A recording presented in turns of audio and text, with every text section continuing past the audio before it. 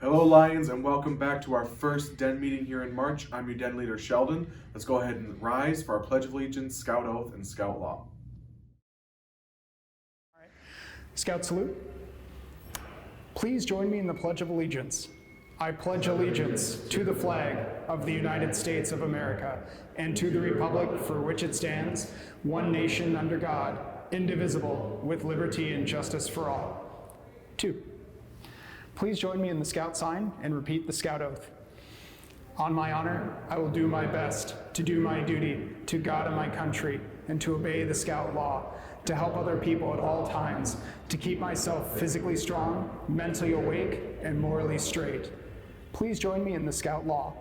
A Scout is trustworthy, loyal, helpful, friendly, courteous, kind, obedient, cheerful, thrifty, brave, clean, and reverent.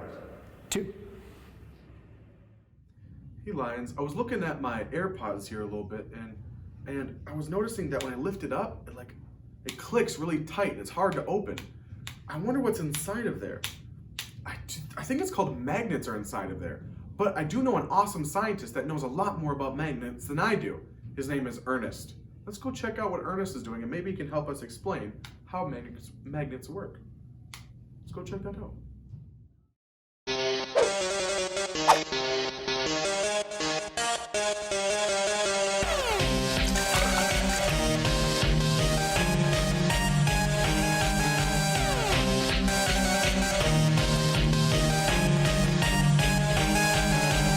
All right, Lion. So today we're going to talk a little bit about force and how that affects different objects. So right now, I've got two of my cars here. If we notice, they're not moving. Why do we think that is? Now, part of the reason is because there's no force applied to it.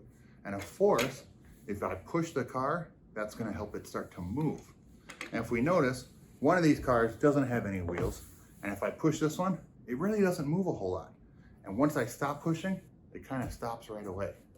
Then if I take my one with the wheels, since there's not as much friction between the wheels and the table as there is with this block, I can push it and it starts to roll and keeps rolling a lot farther. That's kind of one of the cool things we can do and figure out the different force. Similar like if we're going outside, if we're going like sledding or tubing, there's different types of energy.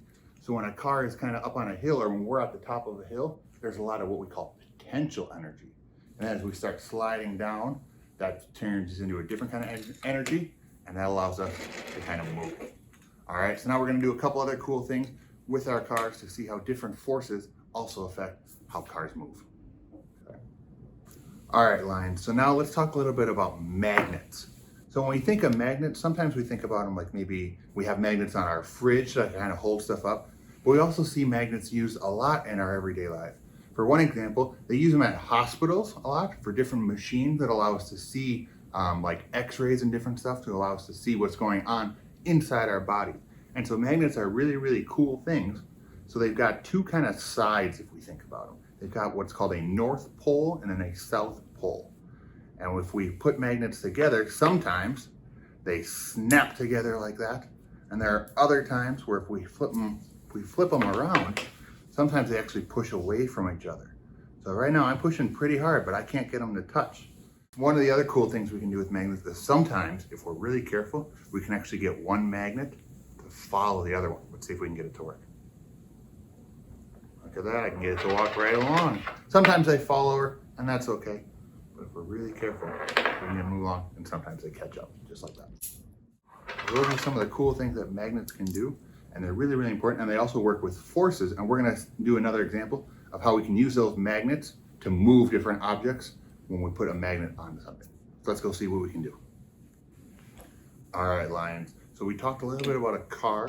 We talked a little bit about our magnets. And now we're gonna add them together. Now this is a car that I've used in a race previously, but now that I've modified it and I've put a magnet on the back of our car, now I can't use it in an official race. So it's still kind of cool. But if I would want to compete in an official Pinewood Derby race, I'd have to use a different car.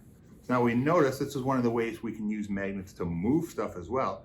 So I have one magnet on the back of my car here. I've got the other magnet. I'm gonna see if I can get my car to roll using just magnets. All right, let's see if we can get it to work. Oh, I got to roll backwards. Now let's flip the magnet around and see if I can get it to roll forwards. Notice I'm kind of far away from it still, and I can already start to get it to move. And the closer I get, the faster we start to see that car move. So that's one of the ways that we can use magnets to move stuff around, and sometimes they even do that like with subway cars and different things. They can use magnets to help different things move around. So it's kind of cool. So if you've got some magnets, you can maybe try this, but make sure you have an adult's permission and supervision, because magnets can be a little bit dangerous. All right, thanks for joining me. Wow, Lions, that was a lot of fun, especially when we got to play with magnets. And thank you to our special guest, our scientist Ernest, to show us how magnets work and how we can always play with them at home. Make sure you can play with them at home by always having an adult around, and always have fun, Lions. All right, thank you guys for joining. Make sure you join us next time when we learn how to build a magnet. It's going to be a lot of fun. Thank you guys. Bye.